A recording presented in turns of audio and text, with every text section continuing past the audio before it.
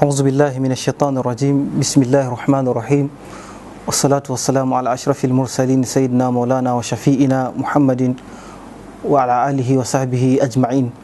yadda Allah ta ƙara tabbata ga Maulana Shehu Tijjani da magajin sirrikan sa gabaki da Maulana Shehu Ibrahim da dukkanin waliyan Allah har zuwa ran tashin alkiyama.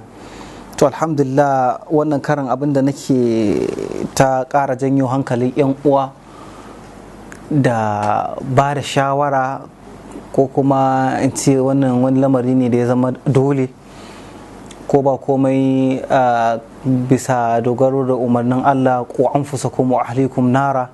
Sannan kuma shi da abin da zai kawo rigakafi ga imani ga mutum ya zamto imaninsa ya ƙara ƙarfi ga halar Allah da mazan Allah, to yin wannan abin ya zama wajibi.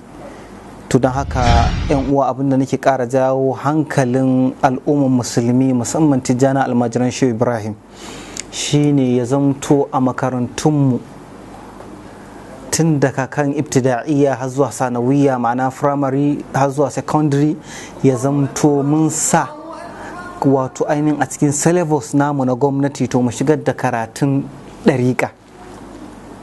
Ma'ana yaranmu tun daga kan secondary musamman ya zamto yaro ya san mecece tijjaniya. Shehu yana cewa tariqa mahdil fadli wa ridwani usisa bi sunnati wal furqani.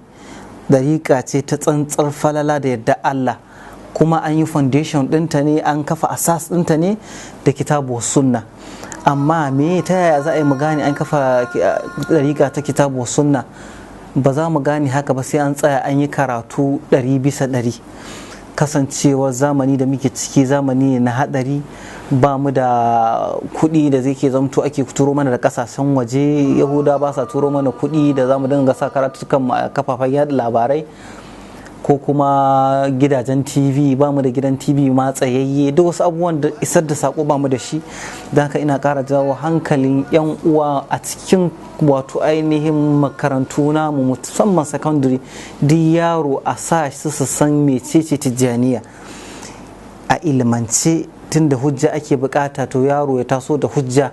Idan ya gama secondary Allah ya kai shi jami'a, to babu wani bunsuru da zai zo ya canja ma yaro, ko kuma makamancin haka. Zai zamto yaro ya tafi da ilimi cikakke kenan.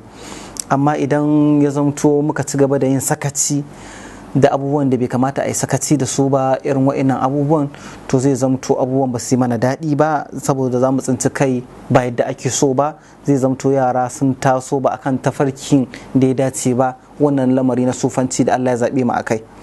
Saboda daga cikin makarantu da na gani na mutanenmu, sai na ga an ɗauko littattafai na wahabiyanci ana karanta yara, kuma a makarantar 'yan tijjaniya sufaye. An ɗauko ilimin wannan littafin na tauhidi cewa ya rabu kaso 3, uluhiyya da rububiyya da menene, wanda Ibn Taymiyyah shi kadai ne ya tafi akan wannan. Duk malaman addinin musulunci ba su yarda da wannan tsarin ba. To da haka duk sakaci ne namu irin wannan yake janyo haka. Da haka ina ƙara jawo hankali 'yan uwa mu tsaya tsayin daka. Din makarantu, wata kungiya ba zai yiwu ta ɗauko wannan tsarin a ce ita ce za ta yi jagoranci hakan ya yiwu ba.